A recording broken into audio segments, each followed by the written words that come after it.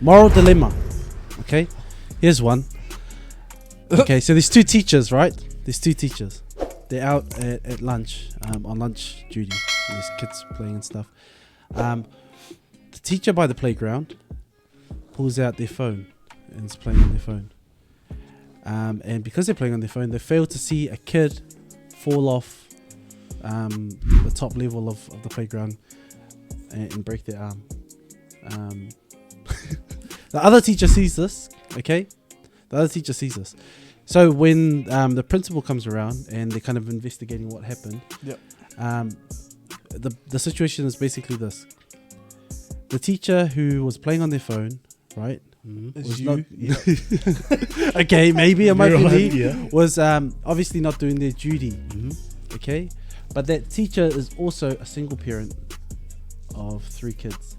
Now, if the other teacher who witnessed what happened lets the principal know that actually they failed to do their duty as a teacher, they'll lose their job.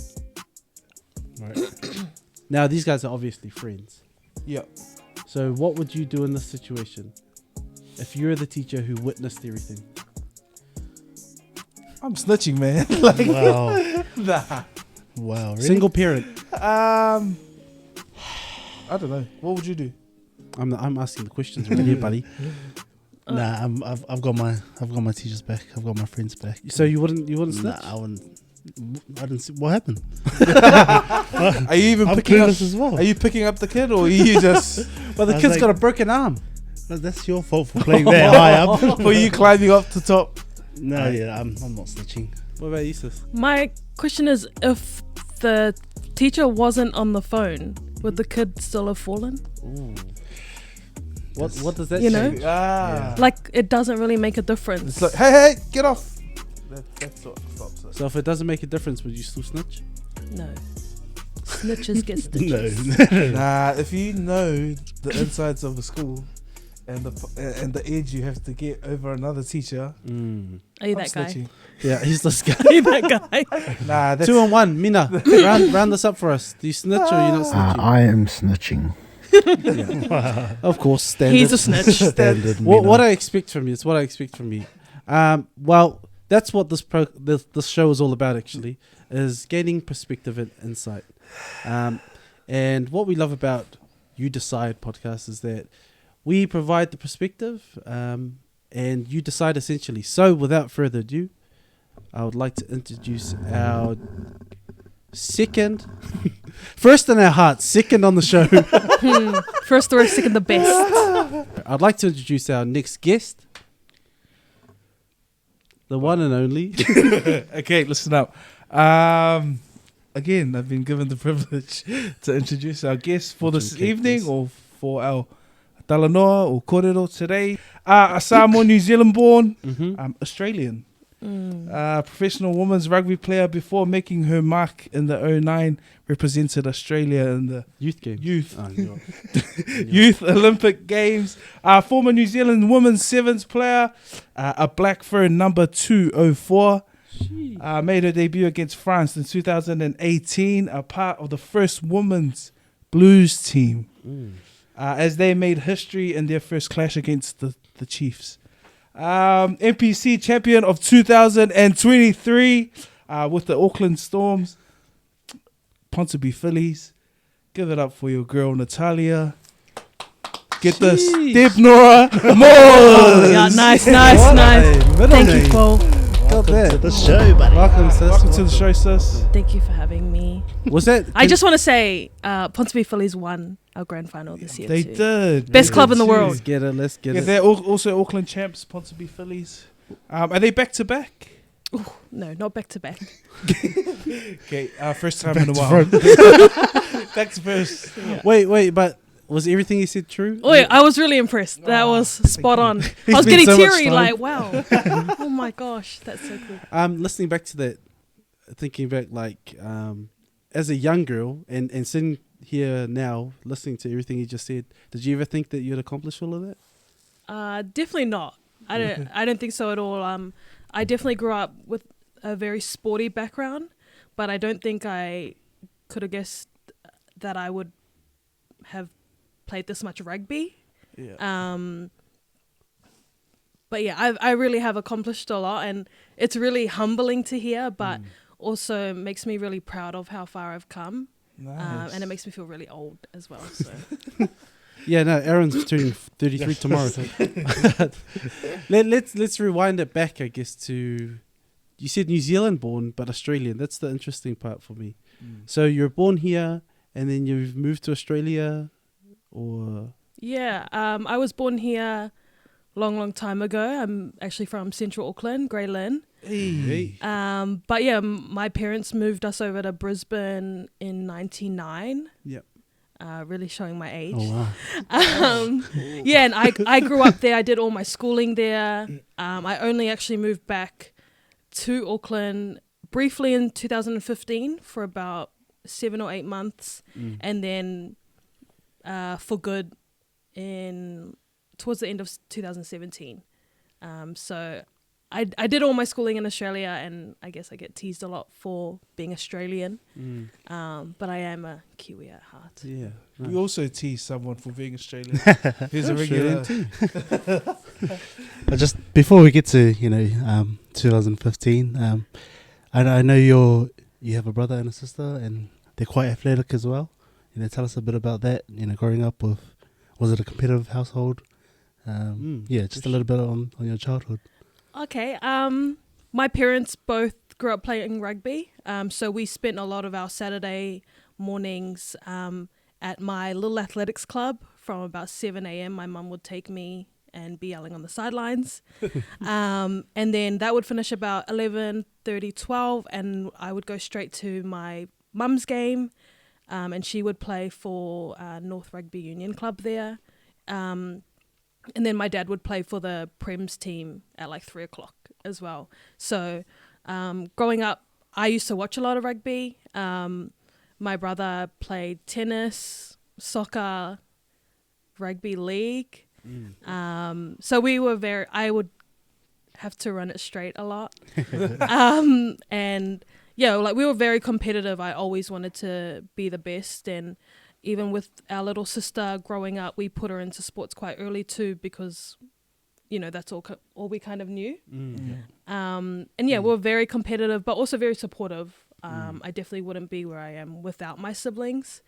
As much of a headache as they give, they really inspire me to want to play more sports and try other things. But not only that, like my parents would drive me around, have me flown places to play different sports and be in different teams. So growing up, like sport was a big part of our life, and a big part of our household. Was there any expectation at a young age from your parents to like pursue footy as a full-time career? I wouldn't say footy.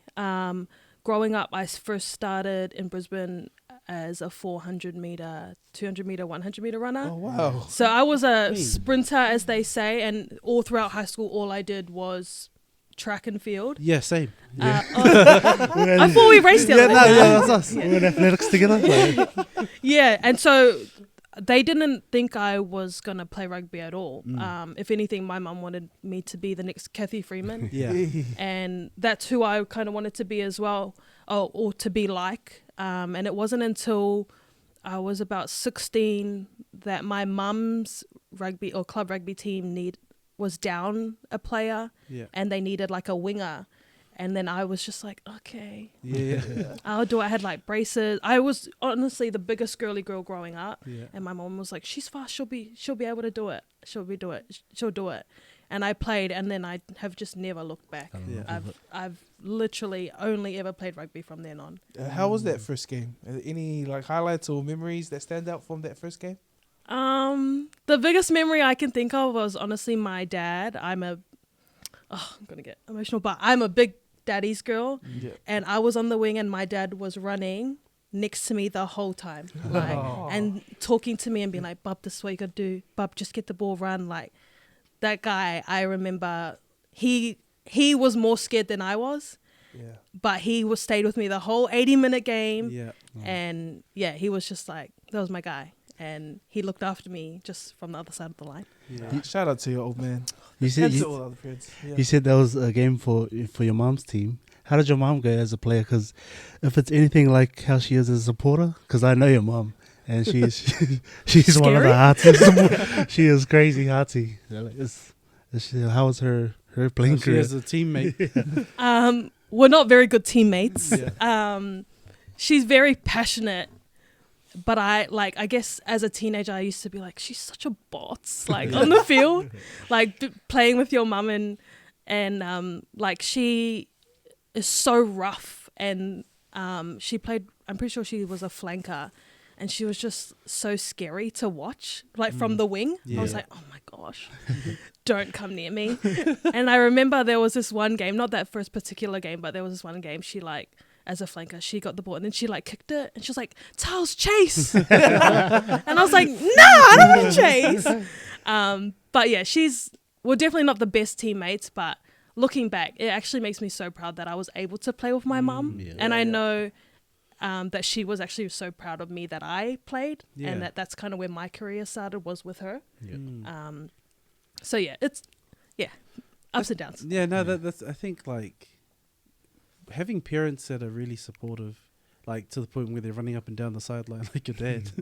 I think that's so important, especially at a young age and for young people. Tell us about your parents' parenting style. Like, who was the disciplinary and who was like kind of the good cop? I grew up in a very strict Samoan family. Very religious. We're Catholic hard. So growing up in our family, I was terrified of my mum, and I would run to my dad for everything. In saying that, my parents are the type that they would do anything for us. And I think especially me, once I was doing a lot of sports and doing well in different things, my parents really took a chance on me and gave everything. Like, I know for a fact I would not be a Black Fern today if it wasn't for my parents. And back then I hated it. My dad would make me run Ks on Ks around our suburb, him riding the bike, holding my hand. Because I would like cry the whole time, because I just thought like, they're torturing me. Like, I don't want to play rugby. You know, little did I know that they saw the bigger picture. And I wasn't, like, growing up, I wasn't really allowed to do much else. Like, it was school and sport and church. And I think they saved me from a lot of trouble. I think my life could have really turned out a different way if I was allowed to do a lot of the things my friends were allowed to do. And like I said, it was very strict, and I didn't see the bigger picture until now as an adult. That I understand. I understand that they did that for a reason, and I definitely wouldn't be where I am today if it wasn't for how they raised us as kids. No, that's good. You mentioned you appreciate it now as an adult. Not that this is in your any like near future plans or anything, but as a parent, and this is for, well, you can talk to us too. You're a parent. He's got 6 kids. Beautiful kids. But like, is that necessarily like how you would parent your kids? And yeah, is that how you would you use the same kind of parenting style if you were a parent? You almost a parent.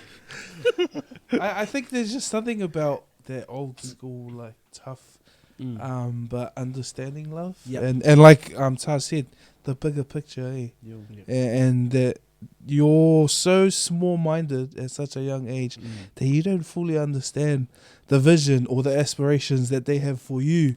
Not to take you away from anything you want to do, but to see the best things happen for you, or the best in your life. And Taz, well, what do you think?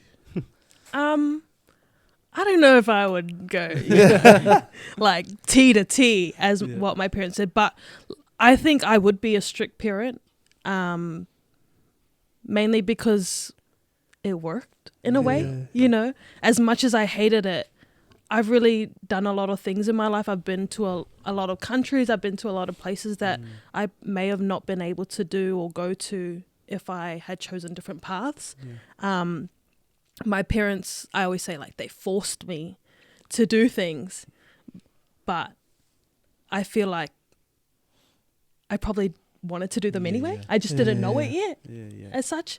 But yeah, I mean, if I can be half the parent my parents were to me, like for my future kids, God willing, like I think I would be pretty proud of myself once. You know? Yeah, no, because like, like, what age did it occur to you? Like, oh, actually, I think I can do this, like, professionally, or I think I can be, you know, or I think I can pursue this at a higher level. Or like, what you were saying, like, what age did you see the bigger picture? Yeah, when like did it kind of click for you? Honestly, it happened. It didn't happen as early as it probably should have. I came here in 2015, and Aaron knows, like, my parents packed up our whole lives in Brisbane and shifted me here to become a Black Fern in 2015. And I was like, nah, like, I did not want it. My focus was on other things, that temporary things, you know, that didn't matter. And I didn't realize it then. And I was grown. I was like 20 years old, you know. It wasn't until maybe 2 years later when I was back in Brisbane doing just an office job, and I was like, this is not what I want for my life, you know. And I was playing club rugby in Brisbane, and I was just like, I knew I could offer so much more than just playing club rugby. But at the same time, I knew that my heart didn't want to be playing any representative football in Queensland. And I told my parents I'm going to go back and play nationals in Rotorua for Auckland. And like, he's going to come, you know, like, is that us? And they were like, nah, like, they were like, we did that for you 2 years ago and you wasted our money, you wasted our time. Because I was there and I was just mucking around, and then I went home. But it wasn't until that end of 2017 and I was like, nah, like, I'm going to do this. I picked up a development contract with the Sevens, and I was like, I'm going full blown. And I moved everything. Like, I didn't think about it twice.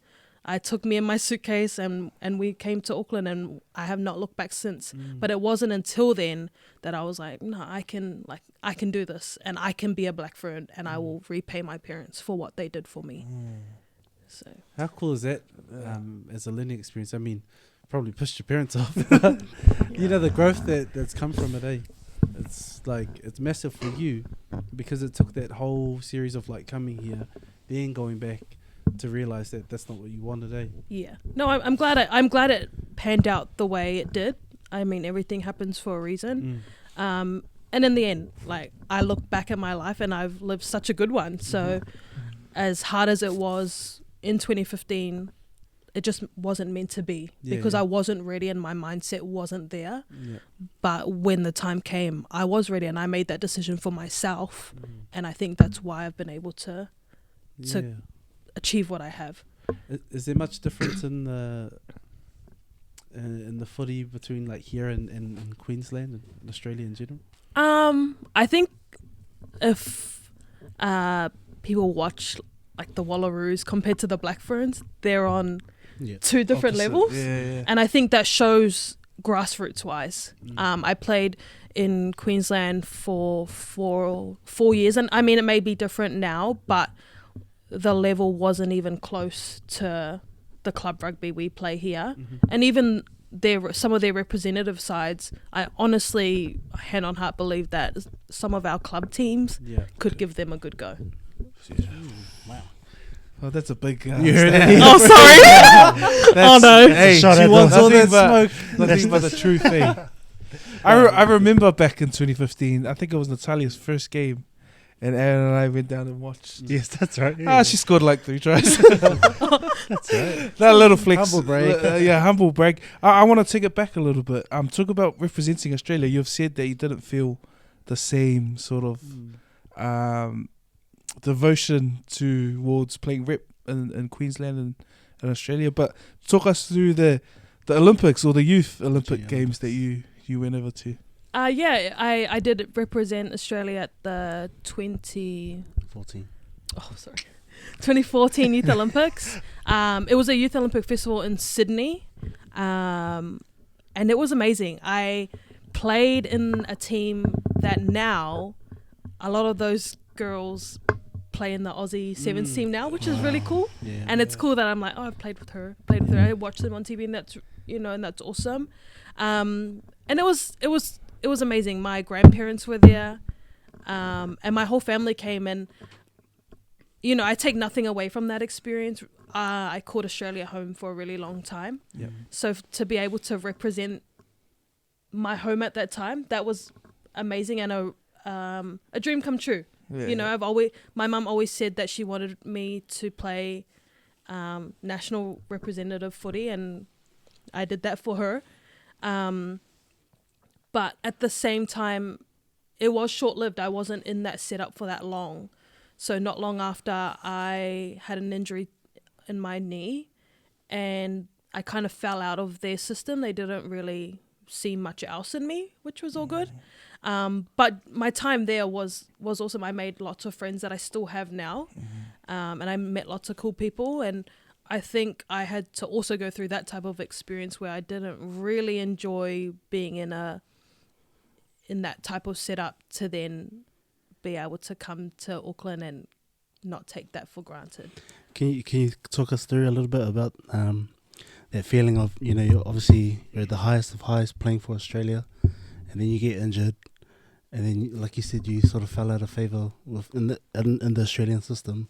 Can you talk us through what that feeling is like, being on the outers and just trying to navigate through your injury at the same time?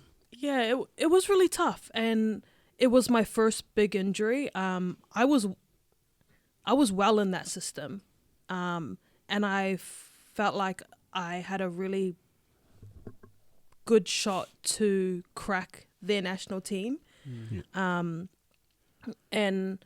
like I was well known in the Australian system for playing rugby because it was still growing at that time. Yeah. So when I got injured, I had surgery through the system. Like I had the best Australian rugby, whatever surgeon. And I just thought like I'd come out of injury and I'd slot right back in. Yeah. And it didn't happen that way. And I think for someone growing up, like it's very humbling because I was like, yeah, I'm gonna be, gonna go back into the gym, and yeah, they did not want me, and they just had moved on, and I guess that's business, and in the end, that's all the national rugby teams are. In the end, they're just a business, and they moved on, and I wasn't able to adapt to that, so I went back and played Queensland Sevens, but I was in like their B side. Like I didn't even make the top Queensland side, whatever year that was.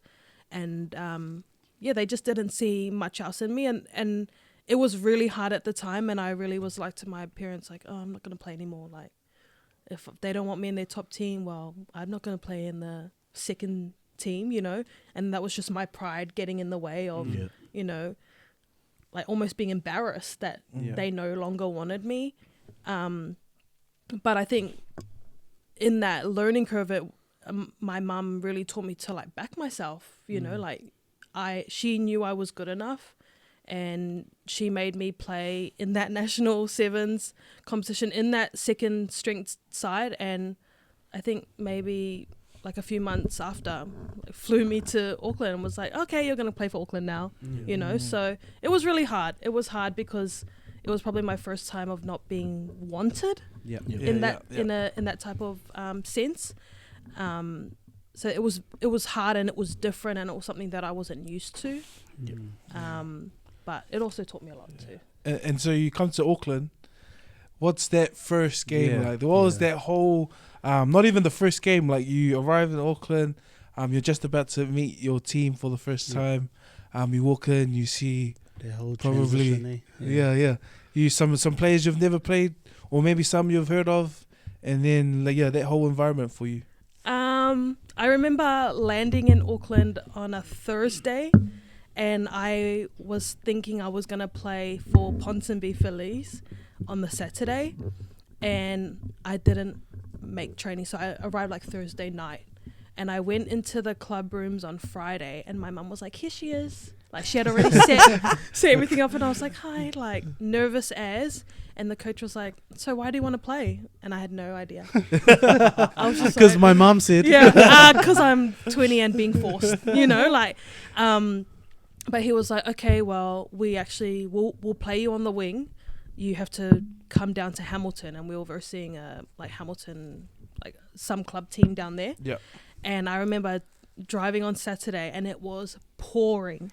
And I go to my mum, are they going to cancel the game? Because in Australia, if it rains, the council closes the fields. And it was pouring. And I was like to my mum, are we going to play in this weather? And she like called the coach, and she was like, hey, like, just wondering if the game's still on. He was like, yeah, why wouldn't it be? And I was like, my hair straight. Like, I used to wear like pigtails, ribbons. That's cool. And I was like, oh, nah. And then like my parents dropped me off, and they said they were going to get some Maccas because it was quite early in the morning. And so I was like in the change rooms, knew nobody. And I was just like, I just knew that no one wanted to talk to me. Because they were like, who's this little girl? Who's this freaking Aussie coming up? No, literally. And then, did you have the accent at the time? Yeah. I don't know. But no, like, it was so nerve-wracking that everyone went to warm up, and I forgot my boots in the car. And they were in my parents' car, and I called my parents, and I was like, get over here. Like, you've got my boots, blah, blah. So I had to warm up in my socks for Ponsonby. In the rain. It was raining. My first ever game, like, in the mud, and I was just, like, doing, like, little... like, little warm-ups in the mud. Honestly, it was so embarrassing. Hold up. Honestly, it was so embarrassing. But that was where I first met my two first friends in Auckland, Shannon Leota and Theresa Fitzpatrick, and they were so nice to me. And if you know them, they are the nicest girls in the world. They're like, hi, what's your name? And I was like nearly crying, like, please be my friend. Like, I have no friends. But yeah, it was very nerve-wracking. That Phillies team at the time had like Linda Itunu, Dory Itunu, and I had only kind of seen them on TV. And I was like, oh my gosh, like, and the team was very like very serious. And I was like, oh my god, don't say it. I pretty much was mute the whole game, and all I was on the wing, like, here if you need, like, because I didn't know anyone's name. And yeah, it was definitely a different experience, but also a massive step up to what I was used to at that time. That's what I was going to ask. Like, the environment must have differed so much from your club or the footy you were playing in Australia, as far as, you see, they're quite serious. But what was the culture like in the teams, and how did that differ? I think the culture in general in New Zealand rugby is very different to Australian rugby.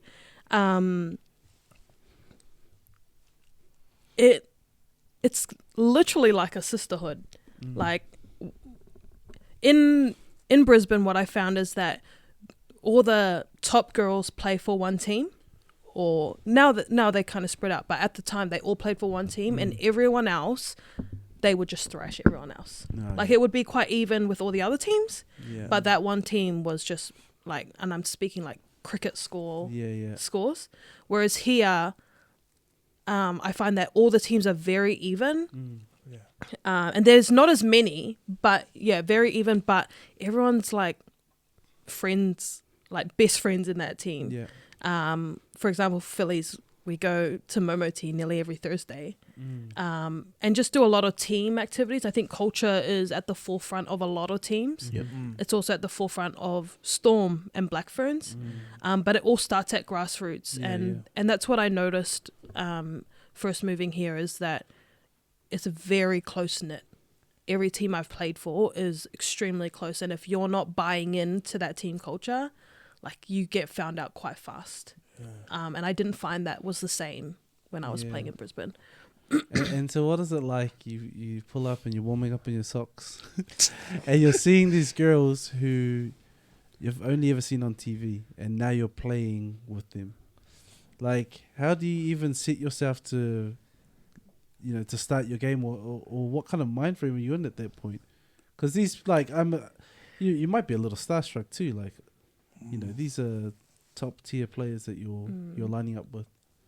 Oh no, 100%. Starstruck, but also like wanting to compete. Like, I knew how good they were, and I wanted to be good. Or in my mind, I actually thought I was that good. Yeah. It was so funny. Like, looking back, I was actually talking about it with our Storm captain Ella. Like, looking back, I really thought I was the shit back then. Yeah. Like, I thought I was Portia when I first got here, and then playing with all these Black Ferns in my club team, I was humbled so fast, and I was like, wow, I'm really like not that good.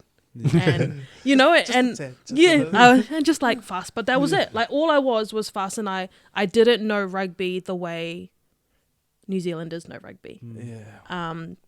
So it was really nerve-wracking. I really didn't want to say or do anything wrong, but at the same time I wanted to compete, and I wanted to be the best too. That was going to be my question. You played in, besides I'd say the culture and the environment that you've known from Australia, moving to New Zealand, was there any other like differences or anything else that you sort of picked up, like learning here in New Zealand, playing in the New Zealand system, like better ruck work? And I honestly think, like, and I not afraid to say that I honestly think that just the skill level altogether is on a different level here, and even just watching some of our schoolgirls now, like we have in the Storm team, there's a 16-year-old at fullback, and she is unreal. If we think about Sylvia and Patricia, who are now Black Ferns, they started in the Storm system at 16 years old, and they were unreal, and they still are, and I think in Brisbane, or that's where I played, I just think the skill level isn't great there, but it's also because there aren't many school rugby teams there. The grassroots suffers because there's no money going into it. It's not a priority for Australian rugby. They put all their money into the men's, and so I think the skill level at grassroots is where it all starts. And if you're to compare both, you'll see that we are way above all of that. The school system, especially for girls rugby, is relatively new. But like Taz said, it's the fillies, like they're the like they have Black Ferns coming back to play because of the NPCs, like not always around. There's no real Super Rugby at the time, so like I think that really like was a catalyst for developing the grassroots, and I think that's probably my next question. Taz, like you started in 2015, or you arrived in. I could say that you've been a part of like the most progress that the game has ever seen for women's rugby. Like you're still playing, and you won the championship over the weekend, but you've seen the whole process and the progress that it's made. Honestly, it's become like quite something to be quite proud of too, and to be a part of that as well is actually like it's great. Can you talk to like the growth of the game, and since you first arrived, and then even to like recently? Thank you. I think it has definitely grown a lot, and I think you'll see that within the Black Ferns in just their contracting system.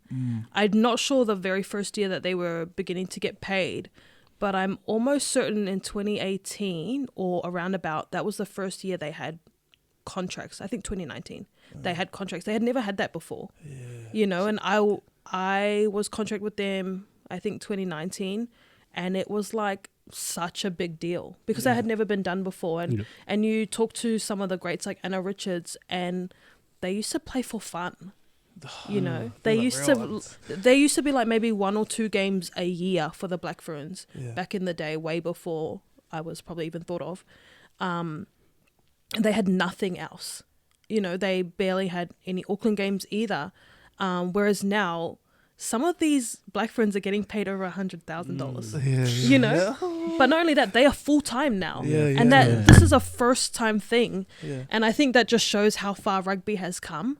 And I think, especially with the World Cup and the Black Ferns winning last year, like that's unheard of. Yeah. To sell out Eden Park, you know, for a women's rugby, that's unheard of.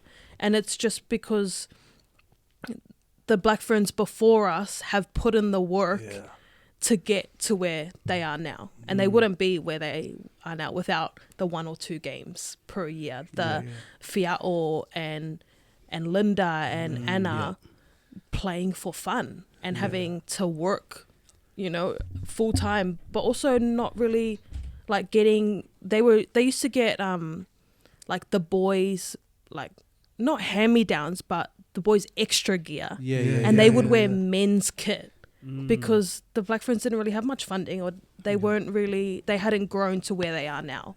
And you know, now there's Adidas sponsorships, they have car sponsorships. You know, they've really come a long way. And it's so cool to see, but it also makes you, I don't know if sad's the word, but very grateful for the Black Ferns that have come before us to pave the way for the newbies. How cool is that?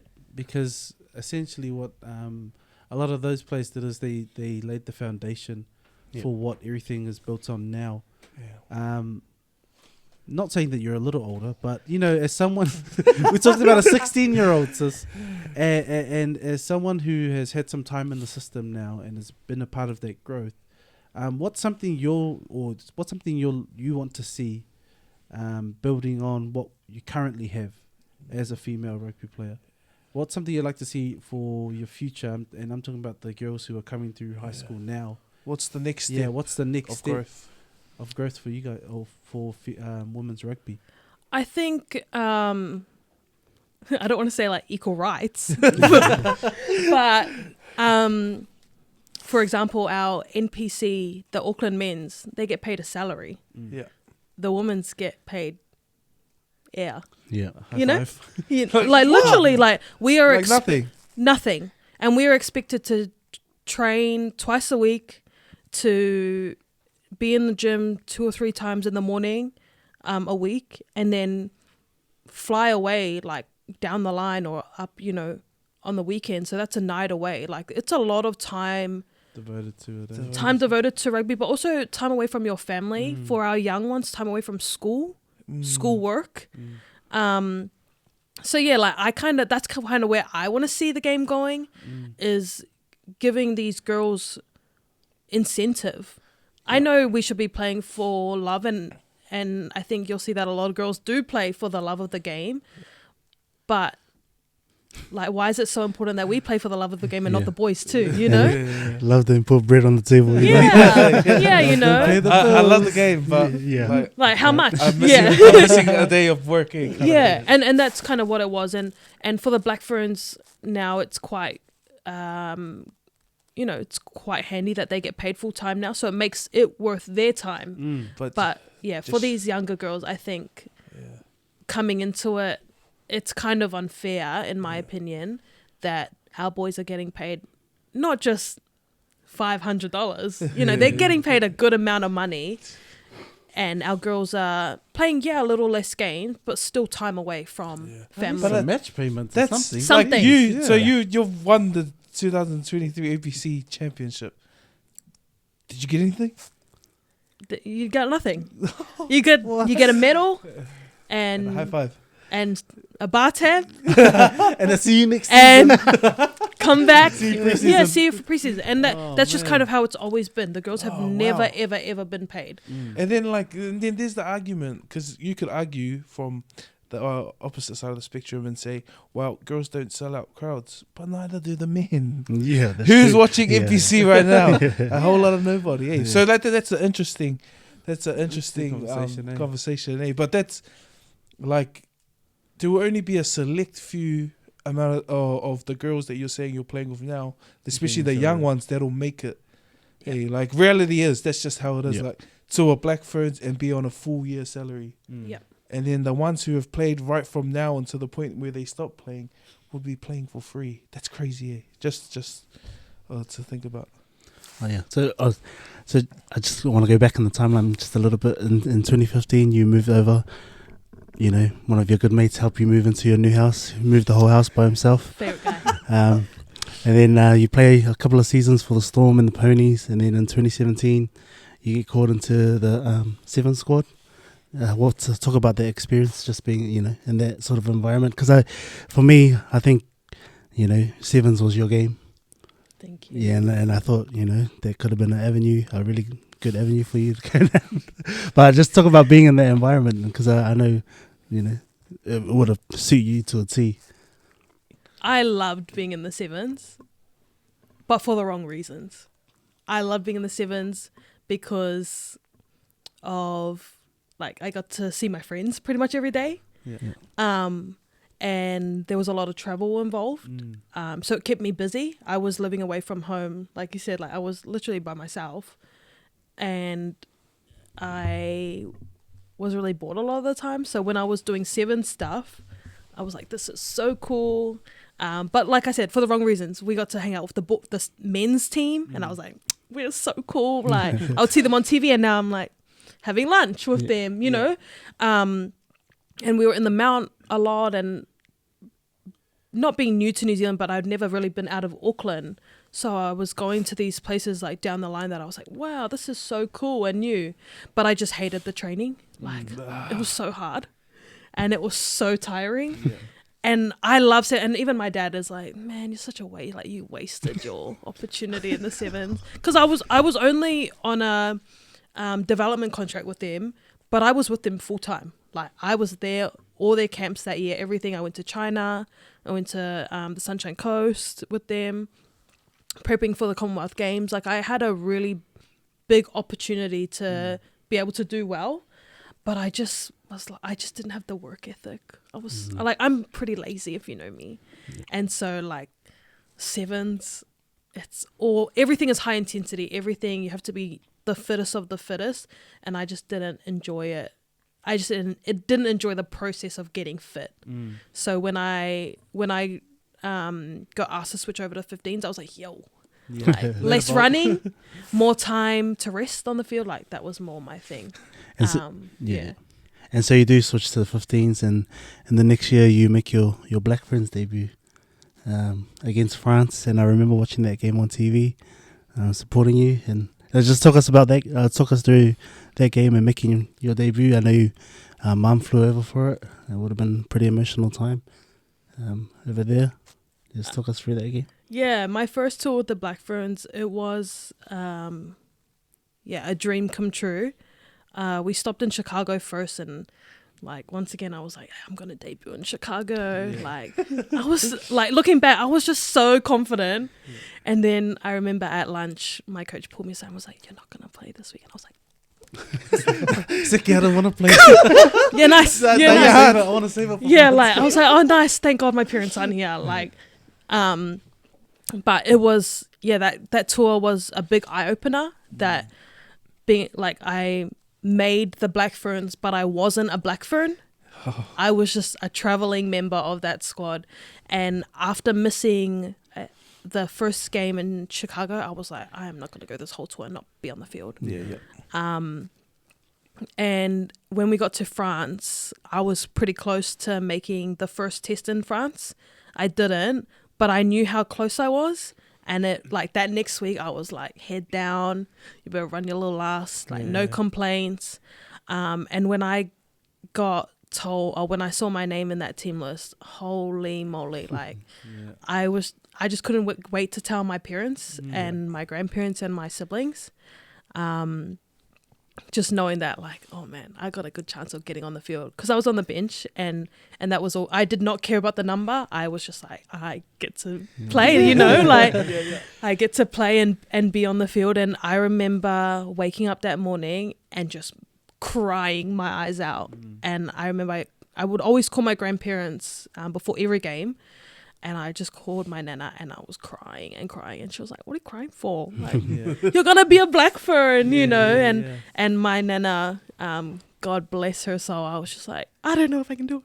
I don't know. You know, and I was really emotional, but I think it was more like, I wish my family were there. Like, I wish I got to debut in Australia, as boring as that would have been.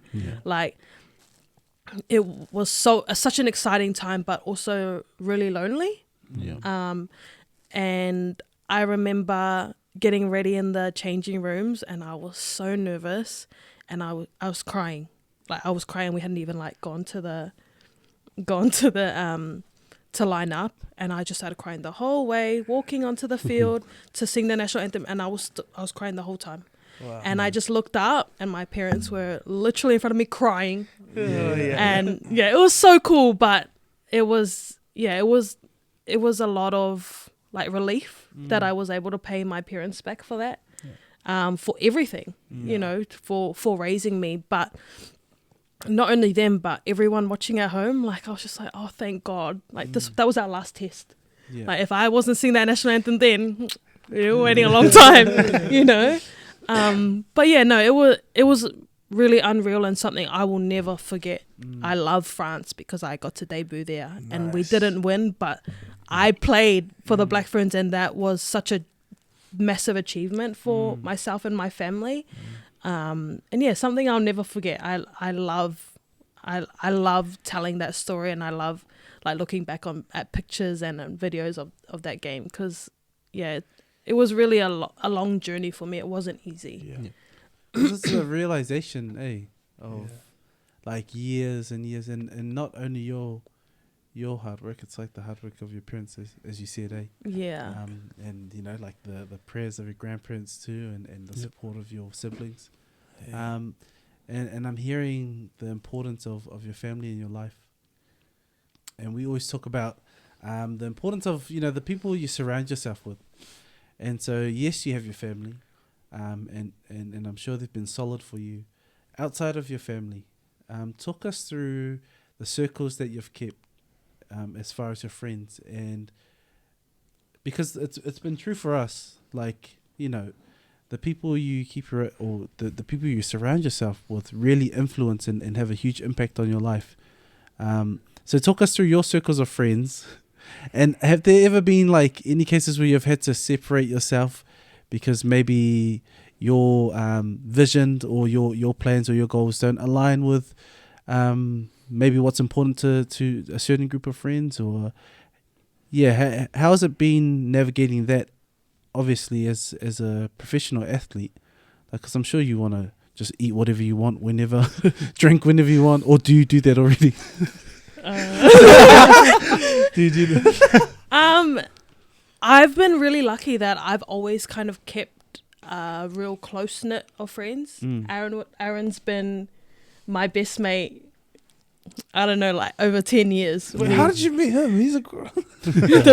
I don't know which story to tell. No, like, you know, me and Aaron, we've known each other since school. And I don't trust many people, and I don't trust many people, but Aaron's one of my closest friends, and he's one of the people that I know I can go to and he won't be biased, but he also won't I don't know the word. Sugarcoat. Yeah, he won't sugarcoat anything. Yeah. And he never he's maybe not yelled at me, but he's given me some stern talking to when I've been out the gate. He does that all the time. Oh, yeah, nice. That's Aaron. I'm glad not the Stern only one. talker. Yeah. Stone cold talker. Nah, but yeah, I've really kept some close friends, Aaron being one of them, but also like two of my good friends, or, you know, best friends in Brisbane, Rita and Caitlin. They were with me, you know, even when I moved here, they were always, you know, in my corner when I needed them.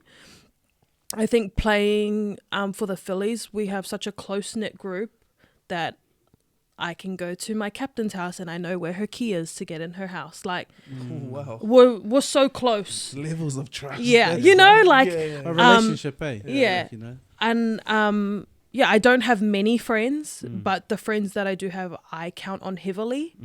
You know, my partner, you know, I don't like to spread my wings too far. Yeah. And because I don't really want people to know, like, I'm low-key boring. Like, I like just to chill, you know, in my own space. But, like, my good friends, my partner, if you know, you know. Yeah. And if you're around, you're around. And those that matter are always around. Nice. Behind closed doors. No, I like that. That's good. I think I'm still waiting to meet the stern talking Aaron, actually. Oh, I've met him lots of nights out. Oh, listen here, mate. Is that you, buddy? Is that you, Aaron? No, that's cool. I like that too. I'm the same too. Like, I think we all are. We kind of keep a small group of friends. Yeah. And because it's the people that matter to you, eh? Yeah. I think for someone like you who is in the public eye, and you're gonna cop a bit of criticism. Obviously, you're athlete, eh? How has that been, or having to deal with that? Like, because some days you just have a bad game, right? And there's things that you can't control. How is it copping like criticism or even hate from people, whether it's like online or face to face or? Yeah, it's hard, and I've been at the brunt of it. I think the 2020 final or the 2019 final for Auckland Storm, that whole season I was not playing at my best. Yep. Yeah, and at the final we had 3 opportunities to score. Sorry, can you just Sorry, hold. Are you hungry?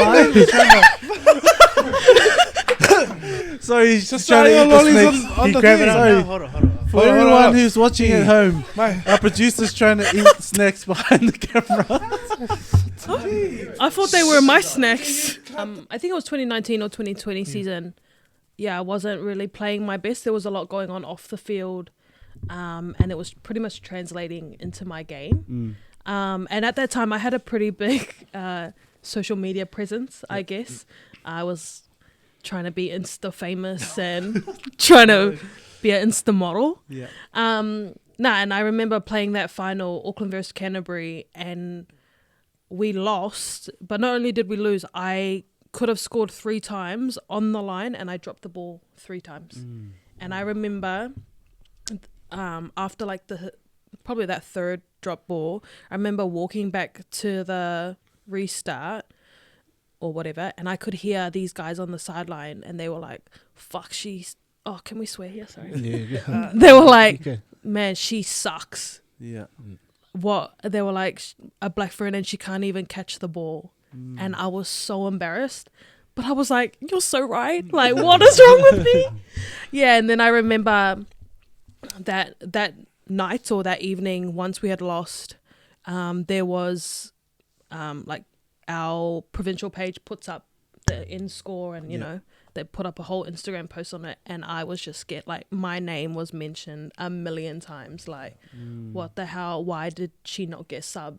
And that was really hard because a year before I was almost in the prime of my career and debuting for the Black Ferns, and year after I had almost like let it get to my head, and people knew about it, and people had a lot to say about it, and I think it really shows like people can be cheering for you one second and hating on you the next, and I guess we're seeing it with the All Blacks at the moment.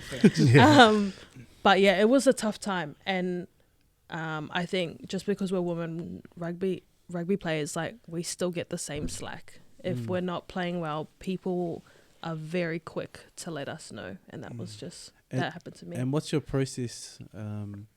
Like, I know there's heaps of, like, some people say don't read comments. Aaron loves reading comments. Aaron loves replying to he people. comments on I'm the- everything. I'm the he is famous- I'm the even troll when man. they He is didn't the troll. ask. He's the troll. But what's that like, or what's your process like now? Are you a person who avoids the comments, or do you just like, what did Ray said? It's like white noise, eh? Yeah, Something you learned from Toos. Yeah. Yeah. I think, especially where I am at in my career, I have nothing to prove to anyone. Yep. And so anything anyone says about me, whether it's on social media or around me, I'm just like, oh, well, I'm a Black Fern, and you'll never take that away from me, you know? But I wouldn't say I try to stay off social media, but my social media is private. It's strictly like my family, my friends, and people I want to follow me or see what I'm doing. And yeah, it is white noise. People are quick to say things, but have they been at the level that we have been at as athletes? What do you do for a living? You know? So yeah, just reminding yourself that they probably wouldn't say it to your face. You know, they probably behind a fake profile, and it doesn't really mean that much in the bigger scheme of things. And yeah, just looking towards people that actually care about you and that you care about. Nice. I like that. It's like speaking on. Sorry, I'll let you get to that. But I just want to, because you mentioned something important. You talked about at one point you wanted to be like an influencer. Like, yeah, I think I want to be that guy, like you guys. Just there, Barely. But what kind of changed and what shifted for you? Was it just because it was translating into your game, or but yeah, what kind of change for you did you go through to be like, okay, actually, I don't really want this. I just want these people in my life. Yeah. I think when I realized that not everyone's your friend, and not everyone wants to see you succeed. I'm in a place in my life where I'm so happy and no one really gets to see it, and that's okay. Yeah. Because I think there were times when I succeeded and there were people, not necessarily friends, but people I surrounded myself with that weren't actually that happy for me. Yeah. And so when things did crumble for me, it was almost like they were waiting for that. Yeah. They're real. Yeah, they were ready, you know, and yeah, I've kept my circle small the last few years, and I've realized that like none of that matters. Like in the end, who I go home to, my partner, my family, like they're the only people that matter, and they're the only opinions I need. And I think that's why I made like a new Instagram, and it's completely like, I don't even have a profile picture. Everything is completely private, and I've chosen in myself to keep my life private. You created a new Insta page, and you kind of like went private. And we talked about this a while back, like the dangers of social media and being not trying to put on a perception and try to put on a front. And what? So now you talked about some of the young ones that are in your team, and what kind of advice would you give them just dealing with the whole social media? Because there are times where it's a little bit of fame. You're in the public eye. You've just started your career. A few people know who you are now. You're playing on TV. Like how? What kind of advice would you give for them to navigate like this whole like public eye, social media, influencer. Oh, hey. Influencer. Like influencer, like persona, per se, yeah. Yeah, I think just be yourself and be true to yourself. I think the young ones that I'm thinking of in especially our Auckland team, they're pretty onto it. And I think their parents are very onto it too, very hands-on and very, not strict, but very supportive. But yeah, just be true to yourself and don't let it get to your head, because it happens, and it's happened to me where I was like, oh my gosh, all these followers. But it's like it's just a number for followers, you know. Whereas the people who know you will be the ones in your corner, and the people that care, they don't care about Instagram or what you post or what you're saying. So you experienced the highs of the highs, playing for the Black Ferns, and your Instagram's popping off, and then you experience, you know, one of your lowest moments in their game that you played against Canterbury. You were saying, what does the next season look like for you? Because, you know, after you play a final and you have a terrible game, you don't get a chance to, you know, make up for it. So, you know, I'm guessing you couldn't wait for the season to roll around. You know, what was the preparation for that season like, knowing that, okay, I have something improved this year? Yeah, it was dark. Like, I remember our S&C James saying, man, like, you could have won that. We could have won that, and you would have been like the hero of the game if we won, because I would have scored 3 tries, you know? And so I remember that night, you know, we celebrate win or lose. That's just how it is. But I remember my our Auckland Storm team, everyone went out and I stayed in the hotel room, and I was dark. Like, I was so disappointed, but also like, what the hell? Like, what just happened? And why did I crumble under pressure? you know, and yeah, it was hard to come back by, but I also had to front up to my parents who were expecting me home that year. Yeah. I was supposed to move home and be like, I'm done, you know, done my everything. I'm moving home, and I had to tell them like, I'm going to do one more year because I cannot leave. Yeah. On that note. And it was more like my pride was really hurt. You know, I wanted to, I wanted to like show that I was way better than just that one game, because people always say you're only as good as your last game. Yep. And if that was anything to go by, I was shocking, you know? So yeah, it was a long preseason. It was a long look in the mirror for myself. Like, what am I doing? Getting my off field in order, because it really translated to how I was playing and what I was doing. And I did not want to keep a repeat of, or like repeat myself in that way. I just wanted to be better, and I knew that I could if I put my mind to it. That dark space that you're talking about, I think it's something that a lot of people go through, but in particular, athletes, because you're right, you're only as good as your last game, and you're judged so heavily on how you perform in a 80-minute window. Which in reality is like, that's a terrible measure terrible amount of time to measure someone by, right? How did you figure, or how did you find your way out of that space, and who were the kind of the key players in helping you navigate that? Talk us through how you're able to move past that. I think time heals everything, as people say. That was a big thing for me. Like, I just had to get over it and know that there was nothing else I could do about that game, and we could only move forward. I did have players like Eloise Blackwell, our Auckland captain, who's still our captain now. I remember she reached out and made sure I was okay. But also like my rugby girls, Aisha, Leti Inga and Langi Vianu, like they were a big help to me in reminding me like, you're way better than just that game, and that does not define you or define your career in any way. So I think it's looking for players, or looking at players who you trust their opinion, but also that you also trust off the field as well. And knowing that like they had my back no matter what. It didn't matter that I could have dropped 10 more balls. Like they would have still been there for me. And I think that was really important in that time when I was kind of like really lost and really kind of like struggling to find a way or where to next. Nice. And so skip a few years, or maybe like 2 years later, 2021 rolls around.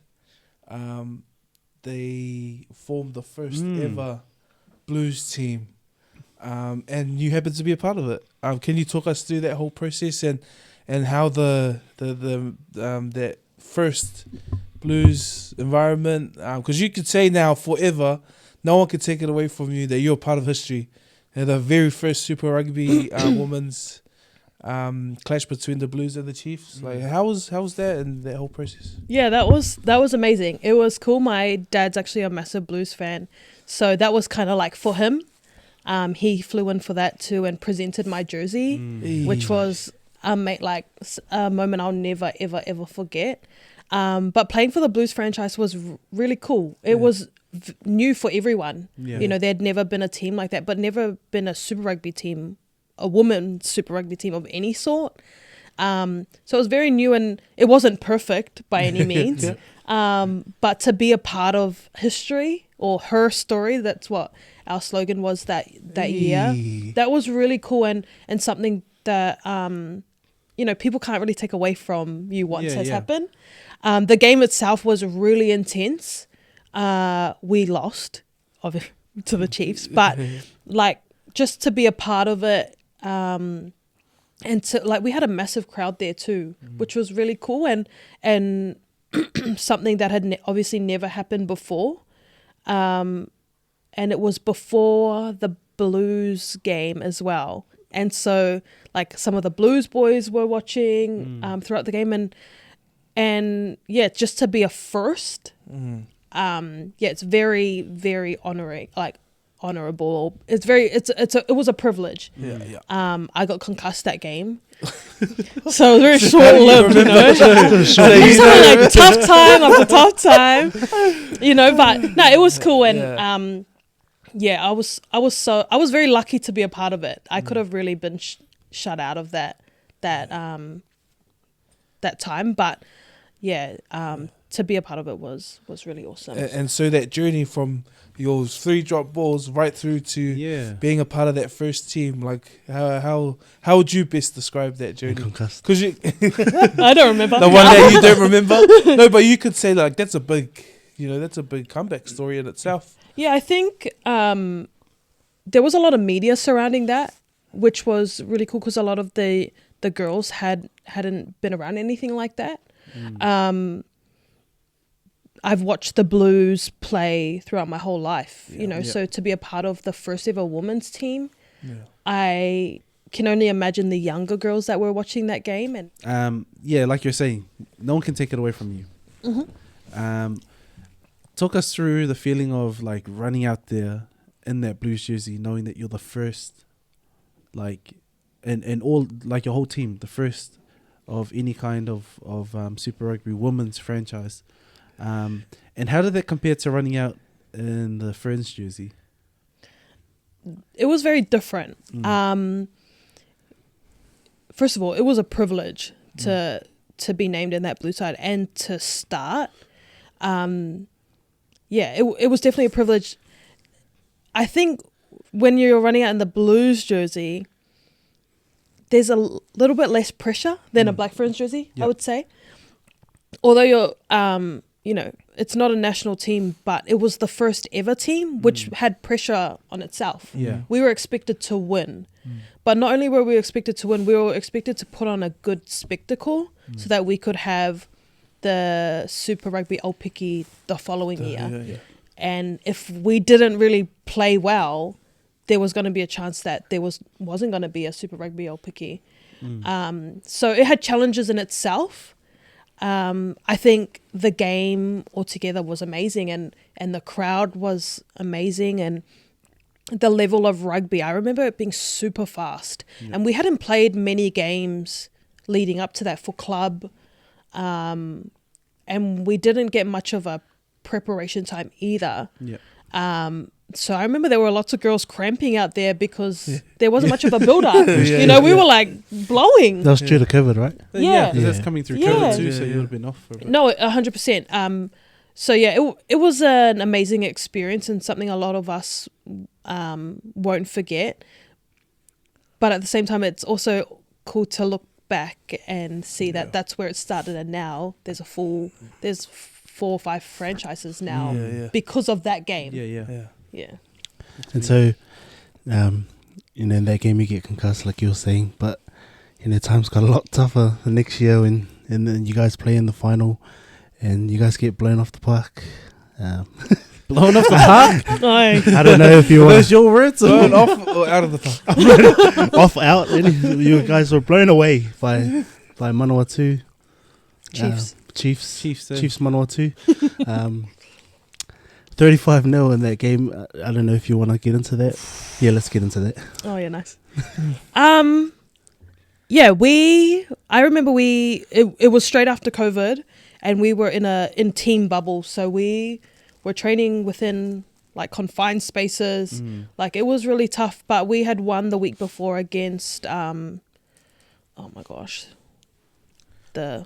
it's 1 out of 4. The team down south. Yeah. And I remember going into that final per se against Chiefs, and we weren't, I don't know if we were the favourites, but we were really confident to win. Like we knew that we had just put on a really great performance the previous week, and we knew that we had the team to compete. And when we didn't, oh man, that was tough, eh? Like, I mean, if you look at that team of Chiefs, 7s players, full 8 is all starting Black Ferns, that forward pack. And yeah, we just weren't good enough more than anything. We weren't good enough, and they made us look stupid. But in saying that, for us to get to that final, that was an achievement in itself. And I think we were still really proud to be a part of that Blues franchise and be a part of that game. Yeah. It was still an amazing game, despite the scoreline. Despite being blown off the park, as Aaron puts it. Yeah, thanks, Aaron. But yeah, like it was just an amazing experience to be a part of the first ever Super Rugby Aupiki, and we were in that final. Like for us, that was a win in itself. Was it the year the men's take it out too? Trans-Tasman? This was last year.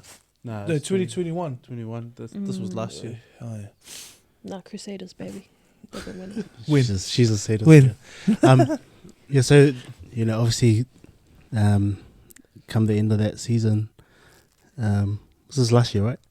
Yeah, Yeah, 2022. come the end of the season, you decide to step away from the game. I remember when you first told me, I was kind of shocked because all I've known is Natahlia, the rugby player, and when you made the decision to step away from the game, it was a big shock to me. And can you just talk us through your thought process behind stepping away from the game you've grown up and known to love?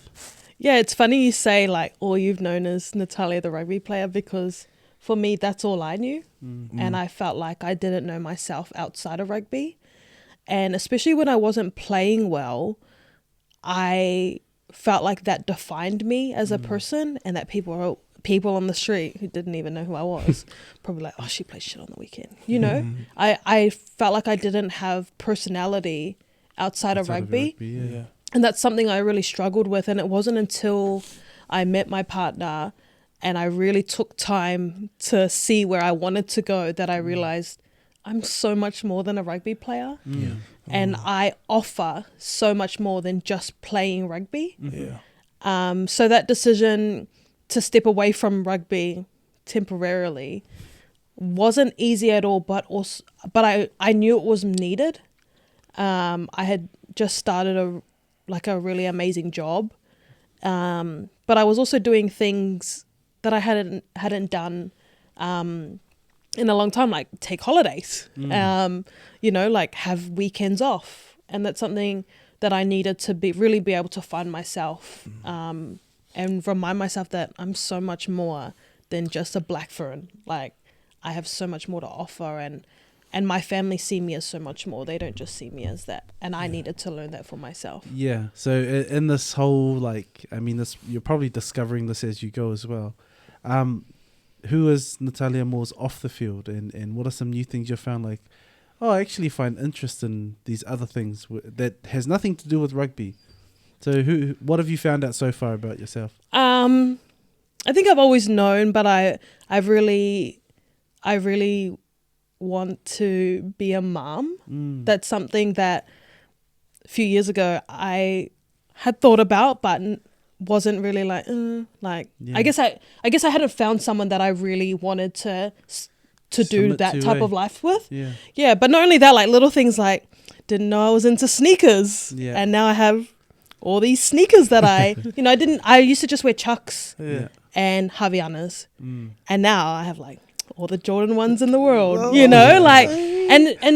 they're little things, but our Black Ferns team was sponsored by Adidas. Yeah. So all I ever wore was Adidas things, and I was given free gear all the time, and I would wear it, But not only that, I really have found more love to travel, and just be around my family. I think every second we get now, we are flying back to Brisbane to see my parents, to see my siblings, to see my grandpa.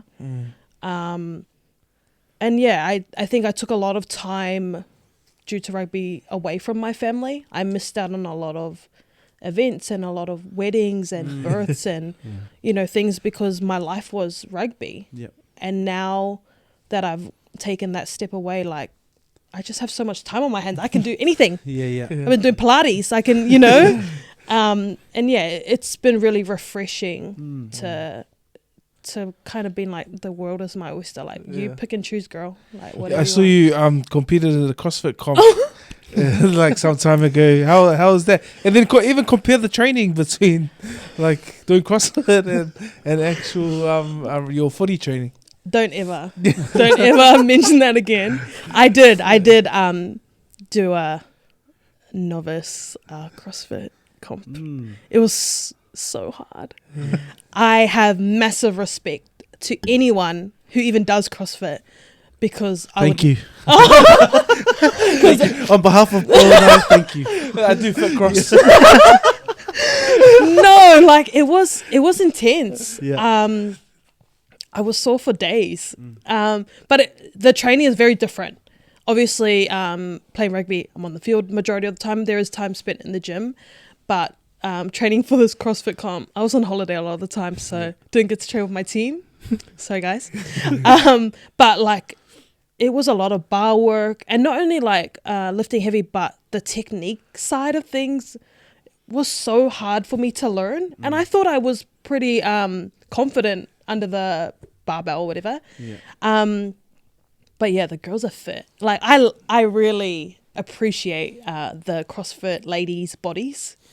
I think they look amazing, and hopefully when I find some work ethic in myself, I can take that up. Yeah. But same. Yeah, it was so hard, and yeah, that was probably one of the hardest competitions I've ever been a part of.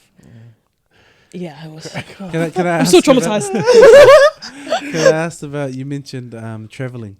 What are your kind of maybe top 3 destinations that you haven't traveled to? Oh, that I haven't? That you haven't. Oh, okay. And that you want to, and then we'll go to your top 3 that you have. Okay. I definitely want to travel to Greece, but God willing, someone marries me because no,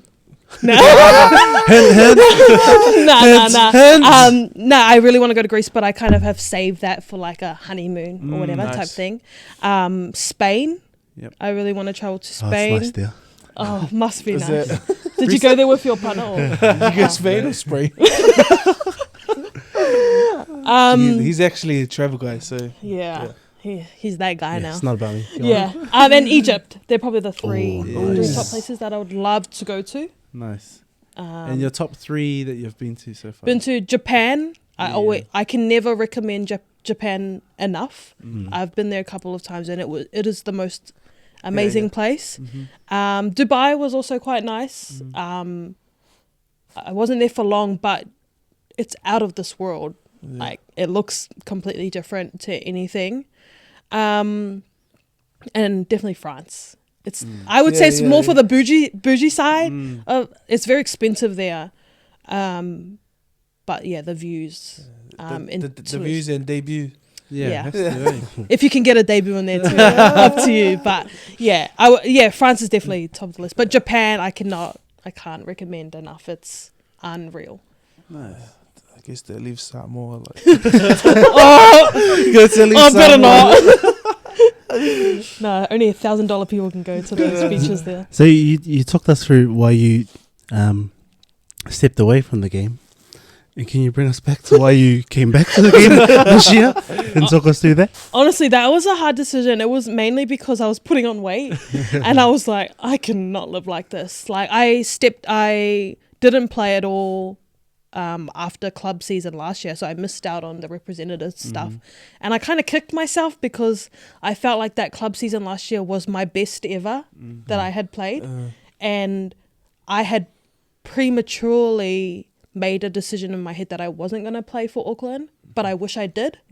And so I think coming back to play club this year was because I had FOMO last year.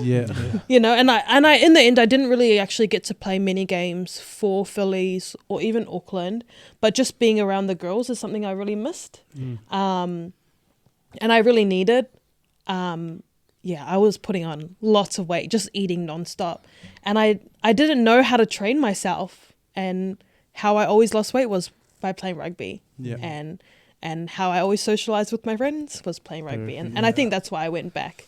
And I'm glad I did. I actually have had a lot of fun this year. That's cool, eh? Look, only because you've mentioned this. Oh, sorry. Can I talk now? Sorry, Only because you've mentioned this a few times, and I think us boys here appreciate the benefit and I mean, maybe the benefit's not the word, but we appreciate that having someone or significant other in our lives is really important. Bo and I are both married, and Aaron's in a relationship too. Sorry, did you want me to say that on camera? Was that? Do you want to share that? Are you open book? Or? No, so we all have our own significant others, and we know how important they are to our lives as well. How important is it to you, especially making a big decision like that, to step away from footy, but then to go back into the game? Yeah, he was really important in making the decision. I knew by making the decision, I think it made it easier that he did not care what I did. As long as I was happy. What a guy. I know it sounds silly, but if you know him, like, he's very opinionated, you know? Yeah. But for him, it was whatever makes you happy, like, I got you and I'll support you. And if you want to step away from rugby, that's okay. And you will be okay. And that's something that I really needed because, like I said, I didn't know who I was outside of rugby. And he really helped me find that. Nice. And then, I guess, going back to rugby, he was like, hey, I thought you were tired. Honestly, and it was hard. It was a hard conversation to have because he was right. Like, I had told people, like, nah, I'm retired. And then to go back, he was like, are you sure? You know? Yeah. But he was very supportive, and I think you know, like, if you don't have a supportive partner, it's so hard to make decisions. Yeah. And yeah, for him, like, he's my backbone. Yeah. Like, if he's genuinely said, like, no, I'd probably be like, okay, because I need him to freely be myself and be able to do what I want to do in my life. So I think to make those decisions, it's really important to have, even if it's not a significant other, but someone that you can really lean on and can give you the best advice when you're not strong. Because I'll be your friend. Yeah. Shall we sing now? No, but is there a coming back? Is there a 2024 Natahlia Moors in rugby, or is that it? Yeah, no, there's not. No, I've really made peace with stepping away with the game. I think as much fun as I had this year, I also didn't take it seriously. And I got in trouble so much, like, are you all good? Like, just come here laughing and shit, like, at our Auckland trainings. Like, I just wanted to be around my friends. Yeah. And so for me, it's now finding ways to be around my friends outside of rugby and being content with that process. But no, I've had so much fun. I've been playing rugby, I mean, over 10 years now. 20. But over 10 years at a semi-professional to professional level that I've really, it's really time for me to spend time with my family and really give back because I've been away for so long. Yeah. At any point now that you're fully saying that you're retired, are there any points, any scares that you have for the transition? Is there any, because you've said, because now that you're officially done, I know. Like, you heard it here first. Hey, exclusive. Literally. Yeah, but like, hey, Chavi, and then even Ray talked about the transition, that period from this is all you've known, uncertainty, and then like there's a little bit of uncertainty, and then like do you have any scares or fears of the transition period, or where to now for you? Yeah, to be fair, not really, and I think that's because even though I've been playing rugby pretty much my whole life, we've never been full time. We've never really been full time, so we've always had to have something else. Yeah, and I love my job. I work with disadvantaged youth, and it's something I'm really passionate about and I really enjoy. Nice. So I know stepping out of the game per se, I kind of know what I want to do. I want to continue to work with youth. I potentially want to move, to Australia to be with my family and my partner. Nice. But also I want to give back to the game just in a different way. I don't want to play, but whether it's help coach school or, wherever I can kind of dip my feet in without having to put my boots back on in that way, I will be more than happy to do. That's cool. And I think that's a really important place to kind of round up, and as we look back on your story, it's really a story of having solid support systems in place, a story of a lot of learnings as well, and you know, having to go through, you know, your peaks and your Highlights and lowlights. your highlights and lowlights, eh? Your highlights and your lowlights. Thank you, so. But going through that, and dealing and overcoming with a lot of challenges and a ton of adversity, eh? It's really inspiring, and I know for myself and for the boys, for me, is he still eating? So for me as well, I think he's sleeping now. We appreciate that, and we appreciate your willingness to share that with us. You know, the heart of YDP is that all we present to them is perspective, is experience, and you know, they get to decide on what they get to take away from it. But there's so much like really rich learnings from this. So thank you so much on behalf of YDP and all our listeners as well. Before we do finish, we need to wrap up with a hard and fast backline. I think we're going with that. Backline. Okay, so these players have to be made up of, and then we'll give you a second to think, have to be made up of people who you've lined up with. So people, you know, women that you've played with, and who would make up your backline, your dream backline with people you've played with. I'll give you a minute to think about it. Okay. If you need. So just doing the timer. Okay. Just backline, hey? Yeah, 9 to 15. Okay. 9, I would definitely put Kendra Coxedge, the GOAT. She was mean to me lots because she's so strict. But no, she's... Like actuals? No, I'm just kidding. She'll be like, hey?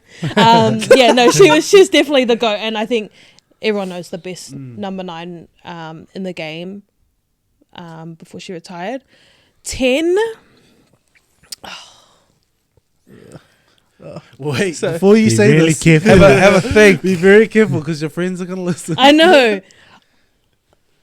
I would say I haven't played in her team, but Vic Sabritsky, she was in the 2011 or 2013 World Cup, whichever one was in England, and they won, and she was the GOAT.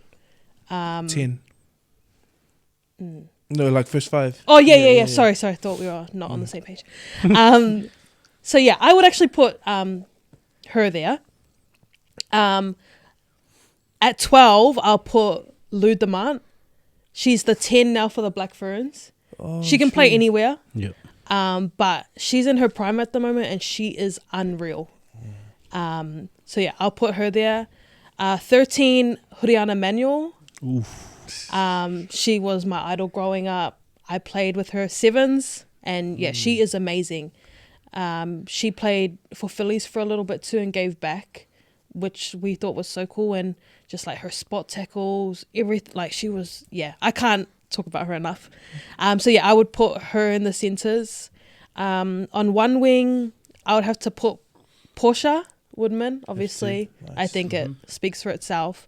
On the other wing, I'll have to put one of my dear friends, Aisha Leti Inga. She's the boss. Like she's so scary. Yeah.